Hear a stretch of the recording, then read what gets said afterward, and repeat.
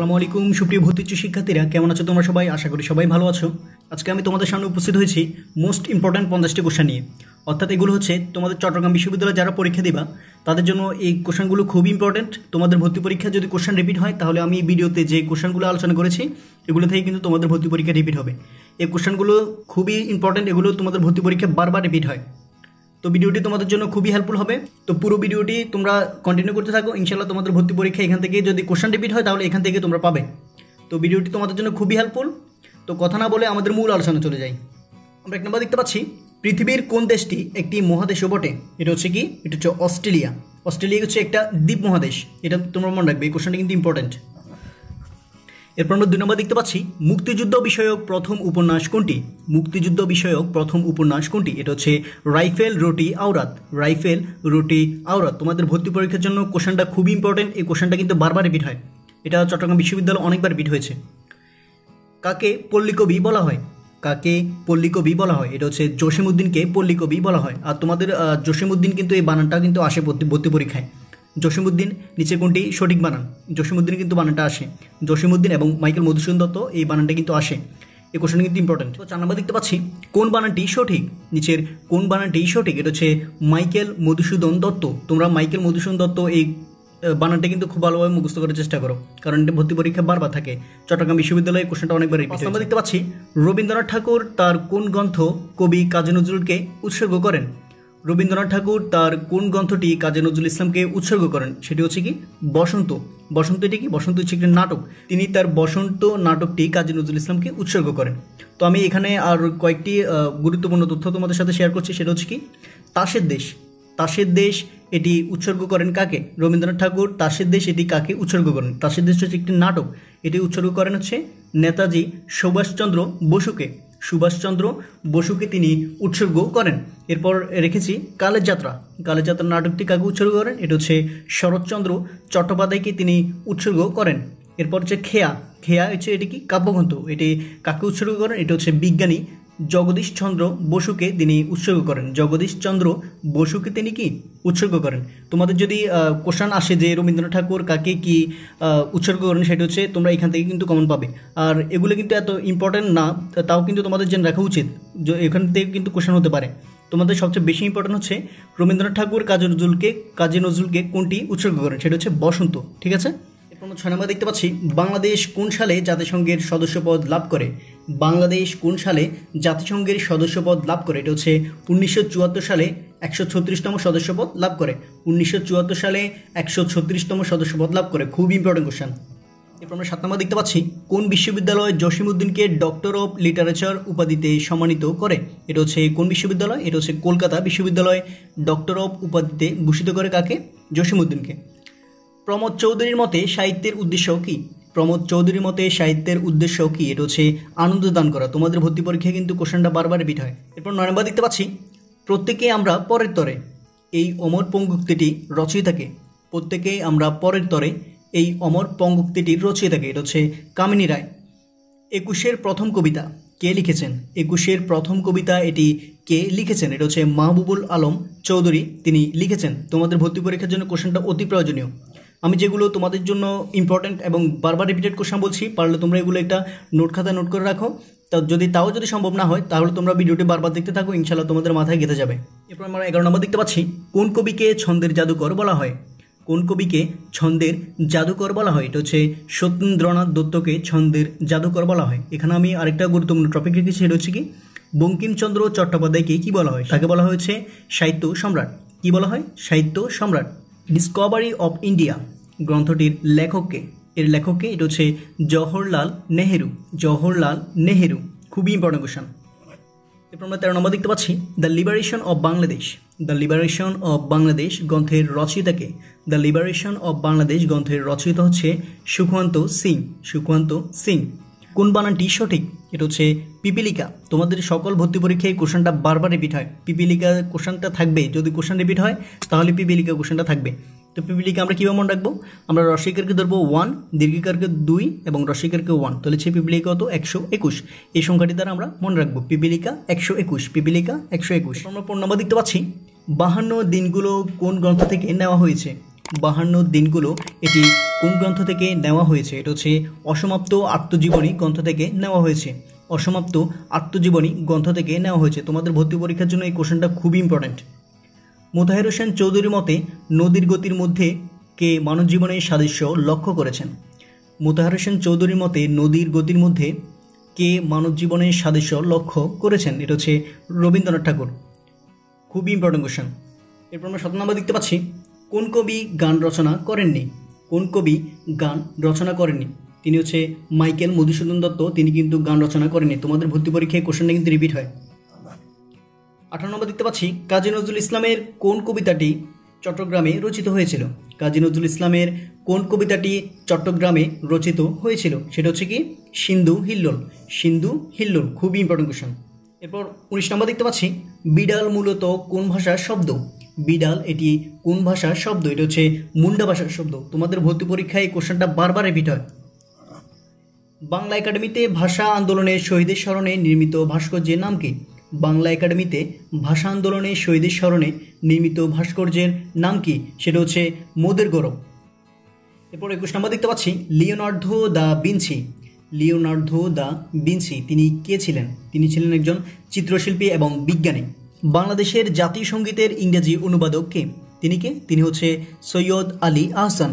সৈয়দ আলী আহসান। তোমাদের ভর্তি পরীক্ষার জন্য কোশ্চেনটা খুবই ইম্পর্ট্যান্ট। আর এখানে আমি খুবই ইম্পর্ট্যান্ট দুটো তথ্য তোমাদের সাথে শেয়ার করছি। সেটা হচ্ছে কি এর রচয়িতা এবং সুরকার কে? অর্থাৎ জাতীয় সঙ্গীতের রচয়িতা এবং সুরকার কে? সে হচ্ছে রবীন্দ্রনাথ ঠাকুর। আরেকটা কোশ্চেন আসতে পারে যে রাষ্ট্রীয় অনুষ্ঠানে জাতীয় সঙ্গীতের কত চরণ অর্থাৎ কয় চরণ বাজানো হয়? সেটা হচ্ছে 4 চরণ। তোমাদের ভর্তি পরীক্ষা যদি কোশ্চেন রিপিট হয় তাহলে এই তথ্যটা থেকে কিন্তু কোশ্চেন রিপিট হবে। খুবই ইম্পর্টেন্ট। এরপর আমরা 23 নম্বর দেখতে পাচ্ছি, ঈশ্বরচন্দ্র বিদ্যাসাগর তিনি কি কারণে বিখ্যাত? তিনি কি কারণে বিখ্যাত? সেটা হচ্ছে বিধবা বিবাহ আইনের কারণে তিনি বিখ্যাত। বিধবা বিবাহ আইন প্রণয়নের কারণে তিনি কি বিখ্যাত। খুবই ইম্পর্টেন্ট কোশ্চেন। পাঁচে লোকে কিছু বলে, এই বিখ্যাত লাইনটির স্রষ্টা কে? সে হচ্ছে কে? এটা হচ্ছে কামিনী রায়। খুবই ইম্পর্টেন্ট কোশ্চেন। এরপর আমরা 25 নম্বর দেখতে পাচ্ছি, কাজী নজরুল ইসলামের কাব্য সংগ্রহ কোনটি? কাজী নজরুল ইসলামের কাব্য সংগ্রহ হচ্ছে সঞ্চিতা। আর এখানে তোমাদের সিমিলারলি আরেকটা কোশ্চেন রিপিট হয় ভর্তি পরীক্ষায় যেন ভেজাল লাগে, পোলাপান যাতে ভেজাল লাগাতে পারে ওই কারণে। এটা হচ্ছে কি রবীন্দ্রনাথের কাব্য সংকলন নিচের কোনটি? এটা হচ্ছে সঞ্চয়িতা। তোমাদের এরকমভাবে কোশ্চেন হয় যে সঞ্চয়িতা এটিকার? এটা হচ্ছে রবীন্দ্রনাথ ঠাকুর। আর সঞ্চিতাকার? এটা হচ্ছে কাজী নজরুল ইসলাম। অপশানে কিন্তু এই দুটোই কিন্তু থাকবে, তোমরা কিন্তু ভেজাল যাতে না লাগাও ওই কারণে কিন্তু আমি এটা ক্লিয়ার করে দিচ্ছি। পদ্মা নদীর মাঝি এর লেখকের প্রকৃত নাম কি? এই লেখকের প্রকৃত নাম কি? সেটা হচ্ছে প্রবোধ কুমার বন্দ্যোপাধ্যায়। তো প্রবোধ কুমার বন্দ্যোপাধ্যায় নামে আমরা কাকে চিনি? সে হচ্ছে মানিক বন্দ্যোপাধ্যায় হচ্ছে কি প্রবোধ কুমার বন্দ্যোপাধ্যায়। তোমাদের ভর্তি পরীক্ষার জন্য এই কোশ্চেনটা খুবই ইম্পর্টেন্ট। 27 নম্বর দেখতে পাচ্ছি, মধুসূদন কোন ছন্দ প্রথাকে ভেঙে নতুন রকমের ছন্দ গড়ে তোলেন? এটা হচ্ছে পয়ার। 6 মেশিন কোন ক্রিকেটারের আত্মজীবনী? এটা হচ্ছে কার? এটা হচ্ছে ক্রিস গেইলের আত্মজীবনী। খুবই ইম্পর্টেন্ট। আমরা দেখতে পাচ্ছি চরমপত্র এর লেখককে। চরমপত্র এর লেখককে? এটা হচ্ছে M.R. আক্তার মুকুল। M.R. আক্তার মুকুল। গেরিলা চলচ্চিত্রটি কার উপন্যাস অবলম্বনে রচিত? এটি কার উপন্যাস অবলম্বনে রচিত? সেটা হচ্ছে সৈয়দ শামসুল হকের উপন্যাস অবলম্বনে রচিত। এখানে তোমাদের আরেকটা কোশ্চেন আসতে পারে, সেটা হচ্ছে কি মুক্তিযুদ্ধের পটভূমিতে নির্মিত কোন চলচ্চিত্র? সেটা হচ্ছে গেরিলা। খুবই ইম্পর্টেন্ট কোশ্চেন। এরপর আমরা 31 নম্বর দেখতে পাচ্ছি, নির্মাণাধীন পদ্মা সেতুর দৈর্ঘ্য কত? নির্মাণাধীন পদ্মা সেতুর দৈর্ঘ্য কত? এটা হচ্ছে 6.15 কিলোমিটার। তোমাদের ভর্তি পরীক্ষার জন্য কোশ্চেনটা খুবই ইম্পর্টেন্ট। এই কোশ্চেনটা কিন্তু রিপিট হবে। বাণীসিংহ ঠাকুর কার ছন্দনাম? এটা কার? এটা হচ্ছে রবীন্দ্রনাথ ঠাকুরের। খুবই ইম্পর্টেন্ট কোশ্চেন। এই কোশ্চেনটা কিন্তু ভর্তি পরীক্ষা বারবার রিপিট হয়। 33 নম্বর দেখতে পাচ্ছি, 52 দিনগুলোর লেখক ঢাকা বিশ্ববিদ্যালয়ের কোন বিভাগের ছাত্র ছিলেন? 52 দিনগুলোর লেখক ঢাকা বিশ্ববিদ্যালয়ের কোন বিভাগের ছাত্র ছিলেন? তিনি কোন বিভাগে ছিলেন? সে হচ্ছে আইন বিভাগের। অর্থাৎ 52 দিনগুলি লিখেছেন কে? সে হচ্ছে বঙ্গবন্ধু শেখ মুজিবুর রহমান। বঙ্গবন্ধু শেখ মুজিবুর রহমান তিনি ঢাকা বিশ্ববিদ্যালয়ের আইন বিভাগের একজন শিক্ষার্থী ছিলেন। খুবই ইম্পর্ট্যান্ট। কোন কাব্যগ্রন্থটি জীবনানন্দ দাশের জীবনদশায় প্রকাশ পায়নি? কোন কাব্যগ্রন্থটি জীবনানন্দ দাশের জীবনদশায় প্রকাশ পায়নি? সেটা হচ্ছে কোন কাব্যগ্রন্থ? এটা হচ্ছে রূপসী বাংলা। কাব্যগ্রন্থটি তার মৃত্যুর পর প্রকাশিত হয়েছে, কিন্তু জীবনানন্দ দাশায় প্রকাশ হয়নি। এখানে তোমাদের আরেকটা কোশ্চেন আসতে পারে, সেটা হচ্ছে তার প্রথম কাব্যগ্রন্থ কোনটি? জীবনানন্দ দাশের প্রথম কাব্যগ্রন্থ কোনটি? সেটা হচ্ছে ঝরাপালক। তোমাদের ভর্তি পরীক্ষায় এই কোশ্চেনটা কিন্তু বারবার রিপিট হয়। এটি 1928 সালে প্রকাশিত হয়। এরপর আমরা 35 নম্বর দেখতে পাচ্ছি, সুকান্ত ভট্টাচার্য কত বছর বয়সে মারা যান? সুকান্ত ভট্টাচার্য তিনি কত বছর বয়সে মারা যান? এটা হচ্ছে তিনি 21 বছর বয়সে কিন্তু মারা যান। খুবই ইম্পর্টেন্ট কোশ্চেন। এরপর আমরা 36 নম্বর দেখতে পাচ্ছি, বেগম রোকেয়া সাখাওয়াত হোসেনের রচনা কোনগুলো? অর্থাৎ বেগম রোকেয়া সাখাওয়াত হোসেনের রচনা সামগ্রী কী কী? সেটা হচ্ছে মতিচুর, সুলতানের স্বপ্ন, পদ্মরাগ। তোমাদের ভর্তি পরীক্ষায় কিন্তু এই কোশ্চেনটা কিন্তু থাকেই। যদি বেগম রোকেয়া থেকে যদি কোশ্চেন করে তাহলে তোমরা এই কোশ্চেনটা পাবে। এটা হচ্ছে মতিচুর, সুলতানের স্বপ্ন, পদ্মরাগ। তোমাদের কোশ্চেনের মধ্যে এমন থাকবে যে এই তিনটা থাকবে কিন্তু অন্য আরেকটা থাকবে যে কোনটি নয়, বেগম রোকেয়ার নয় কোনটি। আবার থাকতে পারে যে হয় থাকবে হচ্ছে মতিচুর এবং অন্য তিনটা থাকবে যে মতিচুর এটি কার, এটা হচ্ছে বেগম রোকেয়ার। এভাবে কিন্তু কোশ্চেনে থাকবে। তোমাদের যদি ভর্তি পরীক্ষায় কোশ্চেন থাকে তাহলে কিন্তু এই তিনটা খুব ভালোভাবে মুখস্থ করে রাখো। এগুলোই কিন্তু কোশ্চেনের মধ্যে থাকবে, মতিচুর, সুলতানের স্বপ্ন এবং পদ্মরাগ। তো এখানে কেয়ার কাটা নামে কিন্তু আরেকটা কোশ্চেন রিপিট হয়, সেটা হচ্ছে কেয়ার কাটা এটি কার? এটা হচ্ছে সুফিয়া কামালের। খুবই ইম্পর্টেন্ট কোশ্চেন, তোমাদের ভর্তি পরীক্ষায় কিন্তু এই কোশ্চেনটা বারবার রিপিট হয়। হরপ্পা ও মহেঞ্জোদারো কোন সভ্যতার অন্তর্ভুক্ত? হরপ্পা ও মহেঞ্জোদারো এটি কোন সভ্যতার অন্তর্ভুক্ত? এটি হচ্ছে সিন্ধু সভ্যতার অন্তর্ভুক্ত। এরপর আমরা 38 নম্বর দেখতে পাচ্ছি, 1971 সালে কোন জেলা পাকিস্তান হানাদার বাহিনীকে বিতাড়িত করে প্রথম শত্রুমুক্ত হয়? এটা হচ্ছে যশোরে। বাংলাদেশকে স্বীকৃতি দানকারী প্রথম মুসলিম দেশ কোনটি? সেটা হচ্ছে কোন দেশ? এটা হচ্ছে সেনেগাল। তোমরা কিন্তু ভর্তি পরীক্ষায় কোশ্চেনের মধ্যে ভেজাল লাগাবেই। তো এখানে আমি আরও দুটো গুরুত্বপূর্ণ তথ্য শেয়ার করেছি, সেটা হচ্ছে কি, প্রথম দেশ কোনটি? মুক্তিযুদ্ধের সময় বাংলাদেশকে স্বীকৃতি দানকারী প্রথম দেশ কোনটি? এটা হচ্ছে ভুটান। তোমাদের ভর্তি পরীক্ষায় কোশ্চেনটা রিপিট হয়। তো তোমরা কিন্তু ভুলে কিন্তু ভারত দিতে পারো, এটা কিন্তু ভারত ভুলে হবে না। এটা হচ্ছে কি, ভুটান। প্রথম দেশ হচ্ছে ভুটান। আর প্রথম আরব দেশ হচ্ছে ইরাক।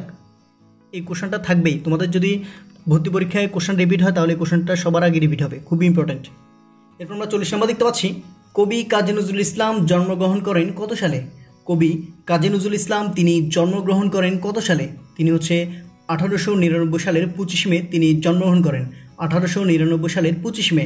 আর তিনি মৃত্যুবরণ কখন করে? তিনি মৃত্যুবরণ করেন 1976 সালের 29শে আগস্ট।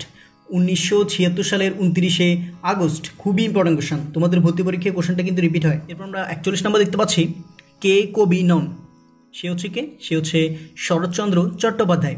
শরৎচন্দ্র চট্টোপাধ্যায় কিন্তু কবি নয়, কিন্তু তাহলে তিনি কে? তিনি হচ্ছে অপরাজয়ের কথা সাহিত্যিক। তাকে বলা হয় অপরাজয়ের কথা সাহিত্যিক। 42 নম্বর দেখতে পাচ্ছি, কাজী নজরুল ইসলামের কোন বইটি বাজেয়াপ্ত হয়েছিল? কাজী নজরুল ইসলামের কোন বইটি বাজেয়াপ্ত হয়েছিল? সেটা হচ্ছে অগ্নিবীণা। অগ্নিবীণা বইটি কিন্তু কাজী নজরুল ইসলামের বাজেয়াপ্ত হয়েছিল। কাজী নজরুল ইসলাম কত সালে বিশ্বযুদ্ধে সৈনিক হিসেবে যোগ দেন? তিনি 1917 সালে বিশ্বযুদ্ধে সৈনিক হিসেবে যোগদান করেন। এই কোশ্চেনটা কিন্তু রিপিট হয়। কোন কবি দুর্ঘটনায় মারা যান? কোন কবি দুর্ঘটনায় মারা যান? তিনি হচ্ছে জীবনানন্দ দাশ। তিনি ট্রাম দুর্ঘটনায় মৃত্যুবরণ করেন। 45 নম্বর দেখতে পাচ্ছি, কোন কবি নবাব সিরাজউদ্দৌলার চরিত্র নির্ভর নাটক রচনা করেন? তিনি হচ্ছে কে? সিকান্দার আবু জাফর। সিকান্দার আবু জাফর। খুবই ইম্পর্টেন্ট কোশ্চেন। এরপর আমরা 46 নম্বর দেখতে পাচ্ছি, ননির পুতুল বাগধারাটির অর্থ কী? ননির পুতুল বাগধারাটির অর্থ কী? সেটা হচ্ছে অতি আদরের। ননির পুতুল মানে কি? অতি আদরের। তোমাদের ভর্তি পরীক্ষায় কোশ্চেনটা কিন্তু রিপিট হয়। সেকুলারিজম এর বাংলা কি? সেকুলারিজম এর বাংলা কি? এটা হচ্ছে ধর্ম নিরপেক্ষতা। খুবই ইম্পর্টেন্ট কোশ্চেন। এরপর আমরা 48 নম্বর দেখতে পাচ্ছি, বঙ্গবন্ধু স্যাটেলাইট 1 কবে উৎক্ষেপণ করা হয়? বঙ্গবন্ধু স্যাটেলাইট 1 এটি কবে উৎক্ষেপণ করা হয়? এটা হচ্ছে 11 মে 2018 সালে উৎক্ষেপণ করা হয়। তোমাদের ভর্তি পরীক্ষায় কোশ্চেনটা কিন্তু বারবার রিপিট হয়। বাংলা সনেটের জনক মাইকেল মধুসূদন দত্ত, কিন্তু ইংরেজি সনেটের জনক কে? তিনি কে? তিনি হচ্ছে sir Thomas Watt. Sir Thomas Watt. আমি তোমাদের জন্য এখানে আরও মোস্ট ইম্পর্ট্যান্ট কিছু তথ্য শেয়ার করেছি যা তোমাদের এমসিকিউর জন্য খুব ইম্পর্ট্যান্ট। এগুলো হচ্ছে কি, বাংলা গদ্যের জনক কে? বাংলা গদ্যের জনক হচ্ছে ঈশ্বরচন্দ্র বিদ্যাসাগর। ঈশ্বরচন্দ্র বিদ্যাসাগর। বাংলা উপন্যাসের জনক কে? বাংলা উপন্যাসের জনক হচ্ছে বঙ্কিমচন্দ্র চট্টোপাধ্যায়। বাংলা গদ্যের জনককে ঈশ্বরচন্দ্র বিদ্যাসাগর এবং বাংলা উপন্যাসের জনক হচ্ছে বঙ্কিমচন্দ্র চট্টোপাধ্যায়। এবং ইংরেজি উপন্যাসের জনককে? ইংরেজি উপন্যাসের জনক হচ্ছে হেনরি ফিল্ডিং। Henry fielding. এবং আধুনিক ইংরেজি সাহিত্যের জনককে? আধুনিক ইংরেজি সাহিত্যের জনক হচ্ছে জর্জ বার্নার্ড শ। তো তোমাদের ভর্তি পরীক্ষায় যদি কোশ্চেন রিপিট হয় তাহলে কিন্তু তোমরা এই তথ্যগুলো থেকেই কিন্তু তোমরা পাবে। খুবই ইম্পর্টেন্ট। এরপর আমরা সর্বশেষ 50 নম্বর দেখতে পাচ্ছি, বাংলা ব্যাকরণের ভূৎপত্তিগত অর্থ কি? এটা হচ্ছে কি? এটা হচ্ছে বিশেষভাবে বিশ্লেষণ। তোমাদের ভর্তি পরীক্ষা আরেকটা কোশ্চেন থাকে, সেটা হচ্ছে কি বি যোগ আ যোগ ক্রি যোগ অন। বি যোগ আ যোগ ক্রি যোগ অন, এটা হচ্ছে কি বিশেষভাবে বিশ্লেষণ বা বাংলা ব্যাকরণের সংক্ষিপ্ত রূপ হচ্ছে কি বি যোগ আ যোগ কি যোগ অন। তোমরা এটা খুব ভালোভাবে মনে রাখার চেষ্টা করো, এটা কিন্তু তোমাদের এমসিকিউর মধ্যে থাকে, খুবই ইম্পর্টেন্ট কোশ্চেন। তো সম্মানিত ভিউয়ার, আজকে আমাদের আলোচনা এই পর্যন্তই। আমার যদি কোনো ভুল ত্রুটি হয়ে থাকে তা ক্ষমা দৃষ্টিতে দেখার জন্য অনুরোধ রইল, কারণ টু ইট ইজ হিউম্যান, মানুষ মাত্রই কিন্তু ভুল। তো আমি এই ভিডিওতে যা যা আলোচনা করেছি এগুলোই কিন্তু তোমাদের ভর্তি পরীক্ষায় এই কোশ্চেনগুলো কিন্তু বারবার রিপিট হয়। অনেক কষ্ট করে কিন্তু এই কোশ্চেনগুলো তোমাদের জন্য উপস্থাপন করেছি, যাতে তোমাদের ভর্তি পরীক্ষায় তোমাদের একটু হলেও কিন্তু উপকার হয়। তো এরকম আরও ইম্পর্ট্যান্ট এবং ইফেক্টিভ ভিডিও তোমরা চাও কি না, চাইলে আমাকে কমেন্ট বক্সে জানাও যে ভাইয়া আমাদের জন্য এরকম আরও ইফেক্টিভ ভিডিও লাগবে। তাহলে আমি কষ্ট করে হলেও তোমাদের জন্য ভিডিও দেওয়ার চেষ্টা করব, যাতে তোমাদের ভর্তি পরীক্ষায় একটু হলেও উপকার হয়। তো সবাইকে ভর্তি পরীক্ষার জন্য শুভকামনা রইল। সবাই ভালো থেকো। আসসালামু আলাইকুম।